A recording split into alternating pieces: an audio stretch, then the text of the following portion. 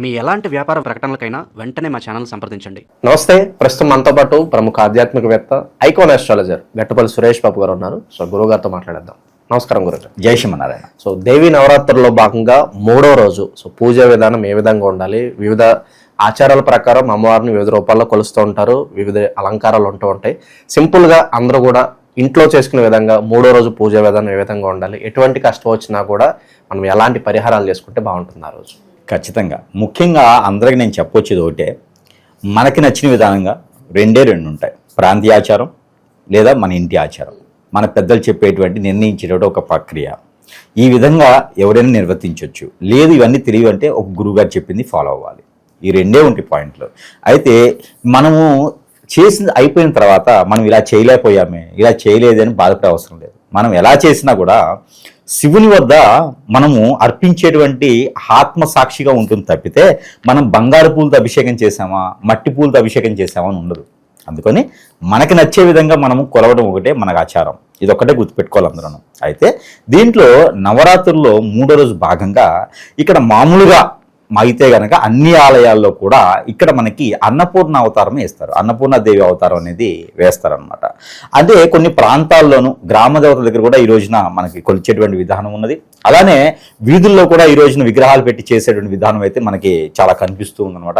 అది భక్తి పారవశ్యం అయితే బాగుంటుంది అని నేను అనుకుంటున్నాను. అయితే ఈ విధంగా తులసి మాతని అలానే కొన్ని రకాలుగా జువ్వి చెట్టుని కూడా పూజించేటువంటి విధానం అయితే కనిపిస్తుంది. పాలపిట్ట ఇవన్నీ కూడా ఉంటాయన్నమాట. పాలపిట్ట, జుమ్మి చెట్టు ఇవన్నీ కూడా బంగారం కింద కొలుస్తారు. ఇవన్నీ కూడా అర్జునుడు ఒకప్పుడు యుద్ధానికి వెళ్ళేటువంటి అని చెప్పేసి చాలా కథలు ఉన్నాయి.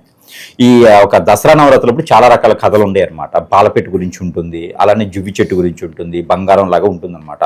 వాళ్ళందరికీ పాండవులకి వనవాసం అజ్ఞాతవాసం అయిపోయిన తర్వాత ఇంటికి రావటం ఇవన్నీ కూడా చాలా కథలో ఉంటుంది అనమాట. మనం చూసిందైతే కాదు, మన పెద్దలు చెప్పేటువంటి కథలు ఇవి. అయితే దీనికి పాలపెట్టు చూసేటువంటి ఆచారం కూడా ఒకటి కనిపిస్తూ ఉంటుంది. ఈ యొక్క దసరా అప్పుడే ఉంటుంది. ఇది చిలకలతో మనకి బొమ్మల కొలిసేదానికి కూడా ఇది ఆచారంగా ఉంటుందన్నమాట. అయితే ముఖ్యంగా ఇవన్నీ కూడా నేను చెప్తున్నానంటే, అలాంటి ఏదైనా చేయాలనుకుంటే ఈ 3వ రోజుని మొదలు పెట్టుకోవచ్చు. ముఖ్యంగా అన్నపూర్ణదేవి అవతారం అయితే 3వ రోజున వేయటం జరుగుతూ ఉందన్నమాట. ఈ అన్నపూర్ణదేవి ప్రత్యేకత ఏమిటంటే కనుక, ఎవరికైనా సరే పేదవాళ్ళని ధనికులుగా చేయటం, ప్రతి ఒక్కరిలోనూ తినగలిగినటువంటి ఆ ఒక అదృష్టాన్ని ఇవ్వటం. అన్నపూర్ణదేవి ఒకటి ఏంటంటే తినగలిగినటువంటి అదృష్టాన్ని ఇవ్వటం. అందరూ అనుకుంటారు నాకు కోట్లాది కోట్లు రావాలి, నేను ఎక్కువ రోజులు తినాలి అనుకుంటారు. అది కాదు, నీకు ఆరోగ్యాన్ని ఇవ్వటం. తినగలగడం అంటే ఆరోగ్యాన్ని ఇవ్వటం. తినగల ఆరోగ్యాన్ని ఇస్తేనే కదా నువ్వు తింటావు, లేకపోతే డబ్బులు నీ దగ్గర కోట్లున్నా డబ్బులు తెలియవు కదా.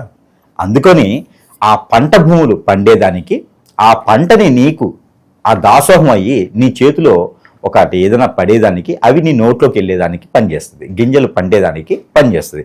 ఇది అన్నపూర్ణదేవి గారు చేసేది. ఇది నీకు ఆదాయ వనరులు సృష్టించి పడుతుంది, ఆదాయాన్ని తెచ్చిపెట్టదు, సృష్టించుతుంది. ఆవిడే అన్నపూర్ణ అమ్మవారు అనమాట. ఒకరోజు తిన్నామా అయిపోయిందంటే కాదు. అన్నపూర్ణ అంటే అన్నం పెట్టడము, అన్నం వడ్డించడము, ఉన్న అన్నాన్ని పెట్టడము అని కాదు. ఆ తగినటువంటి అమ్మవారే అన్నపూర్ణదేవి. నీకు వనరులు సృష్టిస్తుంది, నీకు విఘ్నాలు ఏమైనా తొలగిస్తుంది. కాబట్టి అన్నపూర్ణదేవిని కొలవడం ద్వారా మీరు వ్యాపార సంస్థల్లో ఏదైనా లాభం కావాలన్నా, నష్టపోయి ఉన్నా, ఎక్కడైనా పార్ట్నర్షిప్లో నష్టపోయి ఉన్నా కూడా అమ్మవారు మీకు అనుగ్రహం ఇస్తారు. మీకు రావాల్సిన రూపాయి ఎవరో తింటున్నారు, కాలు తన్నుకుపోతున్నారంటే ఆ రూపాయి ఖచ్చితంగా వాళ్ళతో కొట్లాడైనా మీ దగ్గర తీసుకొస్తుంది. అన్నపూర్ణదేవి చేసేది ఆ పని. అంతేగాని అన్నం పెట్టడము, మనకి అన్నపూర్ణదేవి అంటే ఒక చేతిలో చెంచా పెట్టేసి అన్నం పెట్టేటువంటి ఇదిలో ఉంటారు. అది కాదు అన్నపూర్ణదేవి. వీళ్ళు సృష్టించినటువంటి రూపం అంటే ఐడెంటిటీ. అలా ఉంటేనే అన్నపూర్ణదేవి అని ఐడెంటిటీ అనమాట. అంతేగాని పార్టీ జెండా లాగా అట్లా కాదు. అన్నపూర్ణ అంటే మనకి వనరులు సృష్టించేటువంటి అమ్మవారిలో ఒకరు అన్నపూర్ణదేవి గారు. కాబట్టి మనలో జీవన శైలి, జీవన ఆధారం అంటే ఇప్పుడు పంచభూతాలు ఉంటాయి, గాలి, నీరు, నిద్ర ఇలా ఉంటాయి కదా. అలాంటివి నిద్ర కూడా పంచభూతాల్లో ఒకటే అయిపోయింది. ఇప్పుడు ప్రతి ఒక్కళ్ళు అదే ఉంది కదా. అందుకని అన్నపూర్ణమ్మ వారంటే పంచభూతాల్లో సాక్షిగా ఉంటారు. ఆవిడ పంచభూతాలు సృష్టిస్తారు. ఆవిడ అగ్ని కావాలన్నా ఆవిడ దగ్గర నుంచే వస్తుంది, నీరు కావాలన్నా ఆవిడ దగ్గర నుంచే వస్తుంది, మనకి శ్వాస పీల్చుకుని గాలి కావాలన్నా ఆవిడ దగ్గరే వస్తుంది. మనకి ఎలాంటి వైరస్లు కూడా రాకుండా కొలుచుకోవాలి, మనకి ఎలాంటి ఆరోగ్య సమస్యలు రాకుండా కొలుచుకోవాలి, సంతృప్తిగా నేను 3 పూటలు తినేలా నన్ను బలం ఇవ్వాలి అని చెప్పి పిల్లలకి పెద్దలకి కొలవాలి. ఆవిడే అన్నపూర్ణ గారు. అన్నపూర్ణ గారిని కొలిసేటువంటి విధానం ఏంటంటే సిట్రైట్గా కూర్చోవాలి.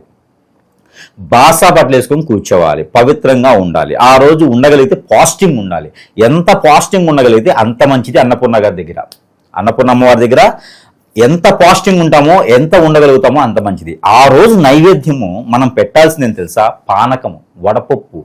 ఆ రోజు నైవేద్యం మనం పానకం, వడపప్పు, పచ్చి కొబ్బరిని కొబ్బరికాయ కొట్టిన తర్వాత పచ్చి కొబ్బరి ముక్కలు చేసి వడపప్పులో కలిపి బెల్లం, చెరుకు చేసినటువంటి ఇప్పుడు ఆర్గానిక్ అంటున్నారే, అవన్నీ కూడా న్యాచురల్ అని నమ్మలేం. కానీ చెరుకు రసం కానీ ఆ పాకంలో కలపాలి. చెరుకు రసం ఉంటుంది కదా, ఆ పానకంలో కలిపితే చాలా మంచిది. చెరుకు రసం తీసి న్యాచురల్ అదైతే మన కళ్ళ ముందు తీస్తారు. చెరుకు రసాన్ని తీసుకొచ్చి నీటిలో పోసి, బెల్లం కాకుండా నీటిలో పోసి ఆ పచ్చి కొబ్బరి ఉంటుంది, ఆ కొబ్బరి వేసి, ఇలాచీలు వేసి, మిరియాలు వేసి అన్నపూర్ణ అమ్మవారికి నైవేద్యం పెడితే ఖచ్చితంగా వారి ఇంట్లో ఆరోగ్య సమస్యలు అనేది రాకుండా ఉంటుంది. 3 పూట్ల తిండి దొరుకుతుంది, చేతి నిండా పని దొరుకుతుంది. ఎవరైనా పేదవారు ఉండాలి, కష్టపడే తత్వం ఉన్నవారు, అంటే ఒకరి సొమ్ము తినాలి, ఒకరి నెత్తిని చేపెట్టాలనుకున్నవారు ఏ పూజ చేసే అవసరం లేదు. ఎవరి నెత్తిని చేపెడతారో వాళ్ళు చేస్తే సరిపోతుంది. అర్థమైందా మీకు? ఇప్పుడు ఎవరొకరి నెత్తిని చేయబెట్టాలి, పొద్దున్న లేస్తే ఎవరొకరు దొరుకుతారు అనేటువంటి వాళ్ళు ఏ పూజ చేసే అవసరం లేదు. వాళ్ళకి ప్రతిరోజు పండగే.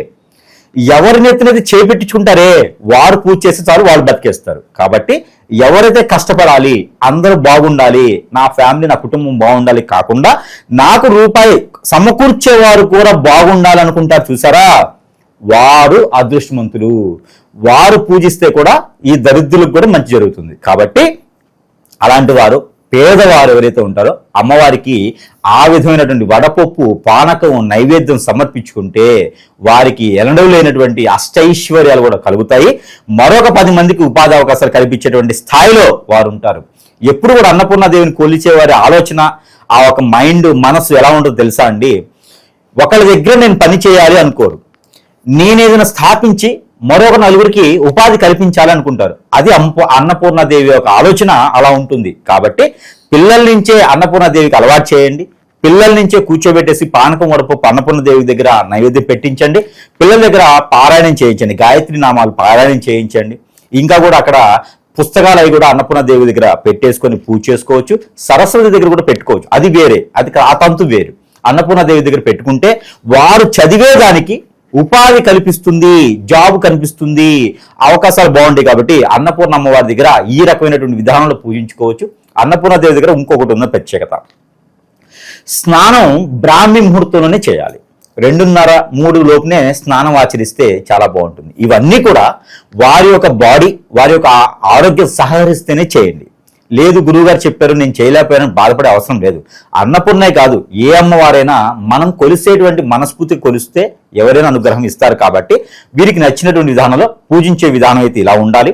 అలానే అన్నపూర్ణ అమ్మవారికి తెల్ల వస్త్రాలంటే ఇష్టం. అందుకని తెల్ల వస్త్రాలు పెద్దలు తలుచుకొని, ఆ పెద్దలతో పాటు అన్నపూర్ణ అమ్మవారిని తలుచుకొని తెల్లని వస్త్రాలు పెట్టడం వల్ల ఎవరైనా మైండ్ బాగలేదు, స్ట్రెస్ ఫీల్ అవుతున్నారు, జాబులు వెసులుబాటు లేదు అనుకున్న వారు ఎవరైతే ఉంటారో, ఉపాధి అవకాశాలు ఎన్ని పనులు చేసినా నాకు ముందుకు రావట్లేదు అనుకున్న వారు ఉంటారో, తెల్లని వస్త్రాలు 2 రకాలుగా అన్నపూర్ణ అమ్మవారికి సమర్పించుకోవచ్చు. అవన్నీ కూడా వీరు మళ్ళీ ధరించుకోవచ్చు. అలా చేసినట్టయితే వీరికి అన్ని రకాల ఇబ్బందులు తొలగిపోతాయి. ఎవరైనా చంద్రుడికి సంబంధించిన దోషం ఉంటే ముత్యాల హారం అని ఉంటుంది. మనకి అవి ఒరిజినలా డూప్లికేట్ అని వదిలేసేయండి. ముత్యాల హారం అమ్మవారికి సమర్పించాలి. రెండోది వెండి. ఎవరికైనా వీరిలో ఎక్కువగా చంద్రుడికి సంబంధించిన దోషాలు, తల్లి ఆరోగ్యం బాగలేదు ఇంట్లో అనుకున్న వారు ఎవరైనా ఉంటే, ఆ కొడుకులు కానీ, బిడ్డలు కానీ, ఆడపిల్లలు కానీ వెండి రూపు తీసుకొని ఆ వెండి రూపు అన్నపూర్ణాదేవికి సమర్పించుకోవాలి. ఇక తీసుకోకూడదు, ఇచ్చేసేయాలి. ఆ ఆలయాల్లో కానీ ఎక్కడైనా ఇచ్చేసి అమ్మవారికే అంకితం చేయాలని.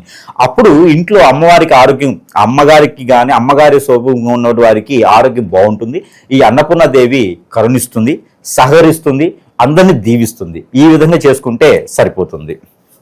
సో ఓవరాల్గా 3వ రోజు పూజ విధానం ఏ విధంగా ఉండాలి, అమ్మవారిని ఏ విధంగా ఆరాధించాలి, మీ మాటలో చాలా బాగా వివరించారు. ధన్యవాదాలు.